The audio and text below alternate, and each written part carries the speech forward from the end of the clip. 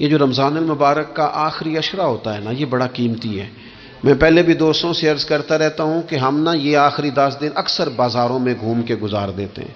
بخاری مسلم میں حدیث ہے، سیدہ عائشہ صدیقہ رضی اللہ تعالیٰ عنہ فرماتی ہیں، آخری 10 دن جو رمضان کے ہوتے تھے حضور خود بھی بیدار ہوتے تھے، ہمیں بھی بیدار کرتے تھے۔ رسول پاک صلی اللہ تعالیٰ علیہ وآلہ وسلم نے پتہ ہے روزے دار کی فضیلت کیا بیان فرمائی؟ اللہ کے محبوب صلی اللہ تعالیٰ علیہ وسلم فرماتے ہیں کہ رب فرماتا ہے ابن آدم کا ہر عمل اس کے لیے ہے، روزہ میرے لیے، اور فرمایا میں خود جزا دوں گا روزے کی، میں خود جزا دوں گا روزے کی۔ اور حضور فرماتے ہیں روزہ ڈھال ہے، جو شخص روزہ دار ہو وہ بےہودگی سے، فحش گوئی سے اجتناب کرے۔ اور اللہ کے محبوب صلی اللہ تعالیٰ علیہ وسلم فرماتے ہیں اگر کوئی شخص اسے گالی دے، اگر کوئی شخص اس سے جھگڑا کرنا چاہے تو پتہ کیا جواب دے؟ اسے کہے بھئی میں روزے دار ہوں، میرے منصب کا تقاضا نہیں کہ میں تیرے ساتھ الجھوں۔ اور رسول پاک صلی اللہ علیہ وسلم فرمانے لگے اوہو اتنی بڑی بات۔ حضور فرمانے لگے، یہ صحیح مسلم کے لفظ ہیں، کریم محبوب فرمانے لگے مجھے اس رب کی عزت کی قسم جس کے قبضے میں محمد عربی صلی اللہ علیہ وسلم کی جان ہے، حضور فرماتے ہیں روزہ دار کے منہ کی خوشبو اللہ تعالیٰ کے نزدیک قیامت کے دن مشک کی خوشبو سے بھی زیادہ بکت والی ہوگی۔ اس کے منہ سے جو خوشبو آتی ہے قیامت میں مشک پیچھے رہ جائے گا، اور رب کی بارگاہ میں صرف روزہ دار کے منہ سے۔ اگر تیرے منہ کی خوشبو رب کو اتنی پسند ہے تو تجھے بھی تو اپنے منصب کا خیال ہونا چاہیے۔ میرے رسول پاک علیہ السلام نے فرمایا روزہ دار کو 2 خوشیاں ملیں گی، ایک خوشی اس وقت ملتی ہے جب وہ افطار کرتا ہے، اور فرمایا ایک خوشی اس وقت ملے گی جب وہ اپنے رب سے ملاقات کرے گا، جب وہ اس سے ملے گا تو اس وقت روزہ دار کو خوشی ہوگی۔ بخاری مسلم میں حدیث ہے، سیدہ عائشہ صدیقہ رضی اللہ تعالیٰ عنہ فرماتی ہیں آخری 10 دن جو رمضان کے ہوتے تھے حضور خود بھی بیدار ہوتے تھے، ہمیں بھی بیدار کرتے تھے۔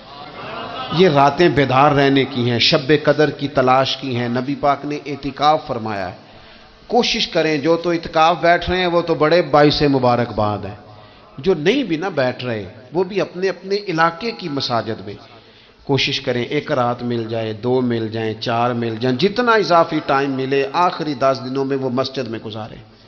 زیادہ سے زیادہ وقت قرآن پاک پڑھیں، استغفار پڑھیں، درود پاک پڑھیں، یہ 3 ہی وظیفے ان کے ساتھ۔ اور رات کا وقت کوشش کریں قیام میں گزرے، نوافل میں گزرے، جہاں جہاں بھی آپ اس کو ہم نے ضائع نہیں کرنا، تو جہاں موقع ملے کوشش فرمائیں، یہ وقت ضائع کرنے والا نہیں ہے۔ یاد آتی ہے تو آنسو بھی نکلتے ہیں، دعا بھی نکلتی ہے۔ تھے کچھ لوگ پچھلے سال جو اس سال موجود نہیں ہیں، وقت تیزی سے گزر رہا ہے، تو یہ سعادتیں بڑی قیمتی ہیں، ان کو ضرور حاصل فرمائیں۔ میرے دوستو خوشی تو جو ہوگی سو ہوگی، لیکن یہ لفظ بڑے حسین نہیں کہ روزہ دار کی رب سے ملاقات ہوگی، یہی لفظ بڑے باکمال نہیں۔ ایک روایت میں تو یہ ہے نا کہ روزہ میرے لیے ہے میں اس کی جزا دوں گا، اور ایک روایت میں یہ ہے کہ روزہ میرے لیے ہے اور رب فرماتا ہے میں خود روزے کی جزا ہوں، یعنی باقی نیکیوں پر ثواب ملے گا، روزہ رکھنے والے کو رب رحمان ملے گا۔ نبی اکرم صلی اللہ تعالی علیہ وسلم کے امت کے صوفیاء نے نا کچھ چیزوں کو بڑا کھولا ہے۔ عارف رومی کہتے ہیں کہ ایک دن نا محمود غزنوی نے خزانوں کے دروازے کھول دیے اور فرمایا بھئی میں نے آج ہر چیز کھول دی ہے، جو جس چیز پہ ہاتھ رکھے گا وہ اسی کی ہو جائے گی۔ لوگ دوڑے، کوئی سونے کی طرف، کوئی چاندی کی طرف، کوئی جائیدادوں کی طرف، کوئی خزانے کی کنجیوں کی طرف، کوئی بڑے بہترین گھوڑے اور اونٹوں کی طرف، لوگ دوڑ گئے، جو جس پہ ہاتھ رکھے گا اسی کا۔ سب بھاگ گئے، ایاز بیٹھا ہے، نہ وہ حسن میں رہی شوخیاں، نہ وہ عشق میں رہی گرمیاں، نہ وہ غزنوی میں تڑپ رہی، نہ وہ خم ہے زلف ایاز میں، وہ لذتیں کہاں۔ ایاز چپ کر کے بیٹھا ہے۔ پھر محمود نے ایاز کی طرف مخاطب کر کے کہا ایاز اٹھنا نہیں، آج لوٹ سیل لگ گئی ہے، جو جس چیز پہ ہاتھ رکھے گا اسی کی۔ ایاز کہنے لگا بات پکی ہے نا؟ تو محمود خوش تھے، موڈ بڑا اچھا تھا، کہا بالکل پکی ہے۔ تو ایاز کہنے لگے چلو ٹھیک ہے۔ ایاز اٹھے، پیچھے سے جا کے نا تو محمود کے کندھے پہ ہاتھ رکھ دیا، محمود کے کندھے پہ ہاتھ رکھا۔ محمود کہنے لگے یہ کیا بات کا، آپ سے میں نے پوچھا تھا بات پکی ہے، جو جس پہ ہاتھ رکھے گا اسی کا نا۔ تو تھوڑی دیر پہلے مسکراتے چہروں میں آنسو آ گئے، ایاز بھی روئے تو محمود بھی روئے۔ کہا بادشاہ پکا رہنا، وہ جن کو خزانے چاہیے تھے وہ دوڑ گئے، مجھے تو چاہیے۔ لنگ کئی مہینے تے برس گئے تے تیری دید نو دیدے ترس گئے، تیری تو ملے گا۔ تو پھر کہا محمود نے، اس نے کہا میں وعدہ کر چکا تھا، بس ٹھیک ہے، باقیوں کے خزانے اور میں تیرا طے ہو گئی۔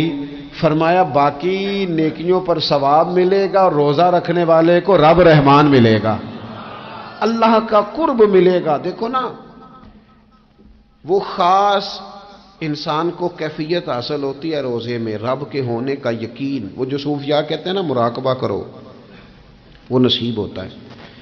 یعنی کسی کو کیا پتا ہے اس کا روزہ ہے کہ نہیں، اکیلا ہے نا گھر میں، فریزر بھرا ہوا ہے، نہیں نہ کھاتا، کیوں؟ اسے پتا ہے میرا رب میرے ساتھ ہے، میرا رب مجھے دیکھ رہا ہے۔ بس یہ تصور توحید پکا ہو جاتا ہے رمضان، تو پھر اللہ تبارک و تعالیٰ کی بھی خاص رحمت اور کوئی خاص ہی اعزاز۔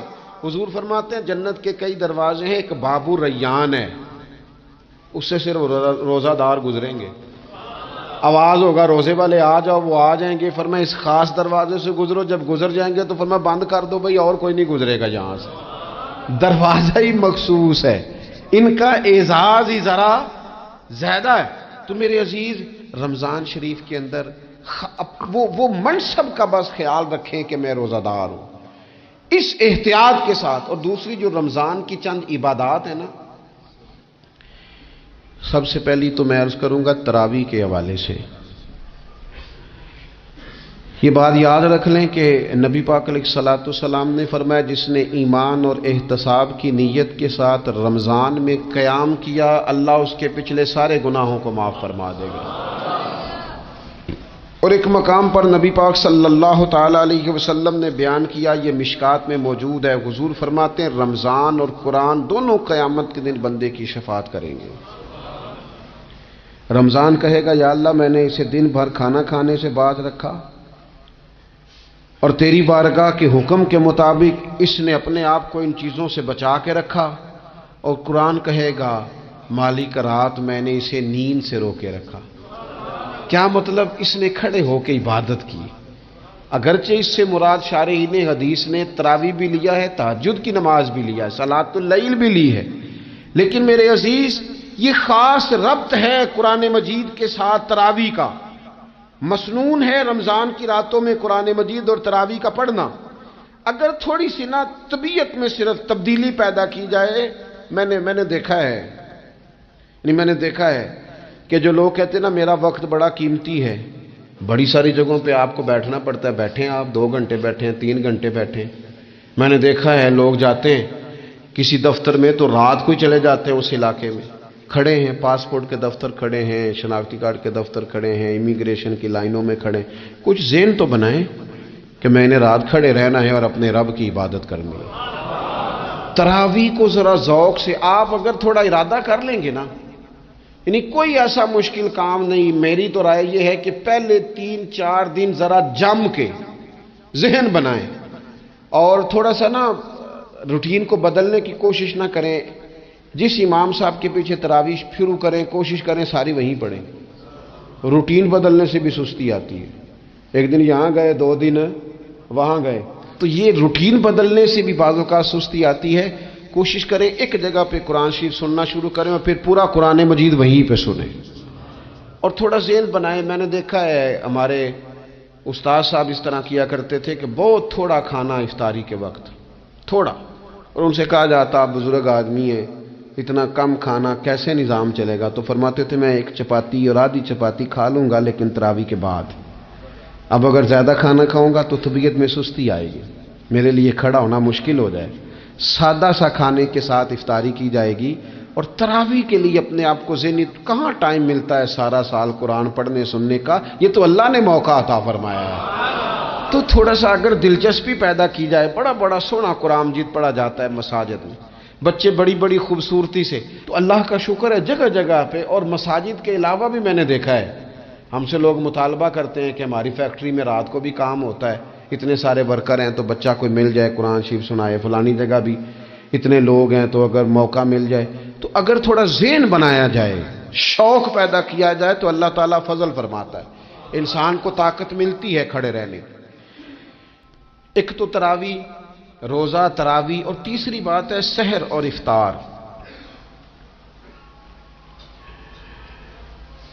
یہ جو سحری اور افطار، یہودی جو تھے نا وہ سحری نہیں کرتے تھے، سحری کا نام و نشان نہیں تھا، روزہ رکھتے سحری نہیں کرتے۔ تو نبی پاک صلی اللہ تعالی علیہ وسلم نے فرمایا ہمارے اور یہودیوں کے درمیان فرق ہی سحری کا ہے۔ اور نبی پاک صلی اللہ تعالی علیہ وآلہ وسلم نے فرمایا سحری کھایا کرو، سحری کھانے میں برکت ہے۔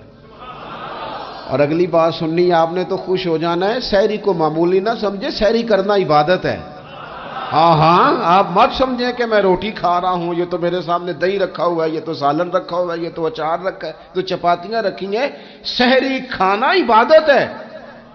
آپ صبح اٹھے، آپ کی تو روٹین ہی اور تھی، تو 7 بجے کھاتے تھے، 9 بجے کھاتے تھے۔ یہ جو آپ صبح کھا رہے ہیں اٹھ کے سحری میں، اپنی مرضی سے تھوڑی کھا رہے ہیں، یہ تو کسی کے کہنے سے کھا رہے ہیں، یہ تو کسی کے بٹھائے بیٹھے ہیں۔ یہ جو سحری کا لنگر ہے یہ رب رسول کی رحمت کے ساتھ عطا ہوتا ہے، یہ کرم ہے، یہ اللہ رسول کے بٹھائے بیٹھے۔ کیا میرے رسول پاک صلی اللہ تعالی علیہ وآلہ وسلم نے بات کھولی ہے، ترغیب و ترہیب میں حدیث ہے، اللہ کرے یہ کبھی چسکا لگ جائے، یہ والا مزہ آ جائے، تو پھر تو گھر میں دسترخوان نہیں بچھا ہوا ہوگا، پھر تو رنگ ہی کوئی اور ہوگا۔ حضور فرماتے ہیں اللہ تعالی اور اس کے فرشتے سحری کھانے والوں پر رحمتوں کا نزول فرماتے ہیں۔ کھائی روٹی جا رہی ہے، پکا ہوا کھانا ہے، لیکن حضور فرماتے ہیں رب بھی رحمتیں فرما رہا ہے اور اللہ کے حکم سے فرشتے بھی رحمتوں کا نزول کر رہے ہیں۔ ایک رمضان المبارک وہ عزت اور عظمت والا مہینہ ہے جس کا تعارف کسی عام آدمی نے نہیں، رب کریم کے قرآن نے بیان فرمایا ہے اور میرے مصطفیٰ کریم کی زبان اطہر نے بیان فرمایا ہے۔ لیکن آنے سے پہلے بخاری مسلم میں حدیث ہے، حضرت سلمان فارسی رضی اللہ تعالیٰ عنہ کہتے ہیں رمضان شروع ہونے سے پہلے نبی پاک نے ہمیں مسجد میں بلایا اور خطبہ ارشاد فرمایا باقاعدہ، اور ارشاد فرمایا لوگوں تم پر ایک مہینہ آنے والا ہے جس میں اللہ اپنے بندوں پر خاص قسم کی رحمتوں کا نزول فرماتا ہے۔ خود رسول پاک نے ہمیں کس قدر زیادہ اس مہینے کا اکرام کرنا ہے اور کس قدر زیادہ اس کو اہمیت دینی ہے اور کس قدر زیادہ ہمارے لیے وہ باعث عظمت ہے کہ جس مہینے کے فضائل خود رسول پاک علیہ السلام نے بیان فرمائے۔ اور نبی پاک صلی اللہ علیہ وسلم نے فرمایا کہ اس مہینے میں تم نفل پڑھو گے تو اللہ فرض کے برابر ثواب عطا فرمائے۔ حضرت انس بن مالک رضی اللہ